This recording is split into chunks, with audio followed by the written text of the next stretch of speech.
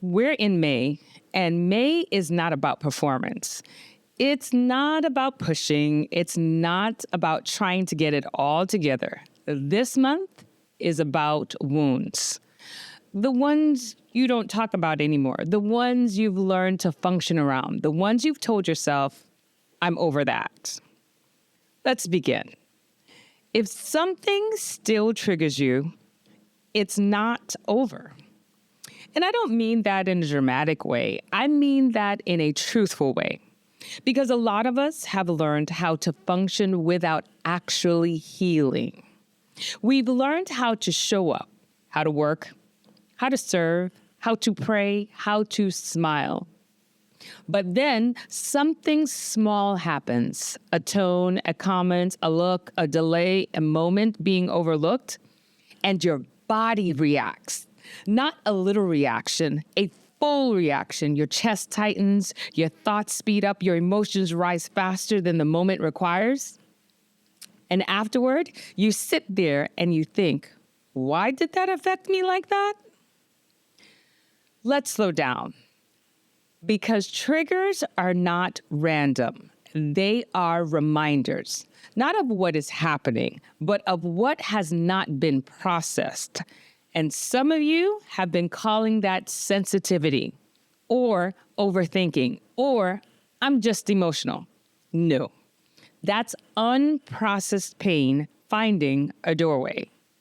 Let me bring this closer. There was a time in my life where being misunderstood would trigger me immediately. Not just irritation, not defensiveness. I would feel the need to explain, clarify, prove my intention, not because the moment required it, but because my history did. There were too many moments in my past where I wasn't heard correctly, where I had to carry the responsibility for things I didn't create, where I had to explain myself just to be seen. So my body learned something. When you are misunderstood, fix it immediately. That's what I did. That became a pattern. And for a long time, I thought I was just being thorough, clear, responsible. I wasn't. I was triggered. And the trigger wasn't about the present moment. It was about the past experience that had never been fully processed. That's why I need you to understand a trigger is not the problem. It's the signal that something in you still feels unsafe. So let's talk about that emotional intelligence for a moment. Your body does not respond to logic first. It responds to memory, which means when something reminds your body of a past wound, it reacts as if it's happening again. Right then, at that moment. That's why your reaction feels bigger than the moment. Because it's not just about the moment, it's about everything attached to it. So instead of asking, why am I like this? Ask, what does this remind me of? That question changes everything. Now, let's make this practical. This week, I want you to track your triggers, not fix them, not judge them, track them. When something shifts your mood, your tone, your body, write it down. What happened? What did you feel?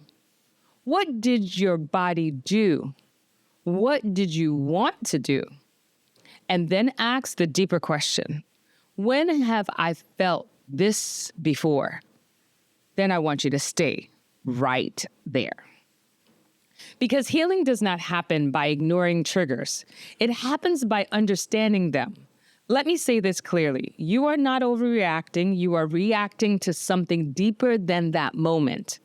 And ownership means you stop blaming the moment and start listening to the wound. Now, hear me. Healing is not pretending you're okay. It's allowing yourself to be honest about what still hurts.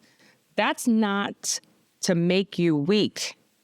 That makes you aware. And awareness is the beginning of healing. So here's your challenge this week. Track one trigger a day. Write it, name it, and then trace it. Not to shame yourself, not to fix yourself overnight, but to finally see yourself clearly. Because what you refuse to look at will continue to lead you. And we're not doing that anymore. We're owning it. If this work is stirring something deeper, the courses and tools at empoweredme.com are there to help you process, not just cope. Take your time, but take the next step. Bye.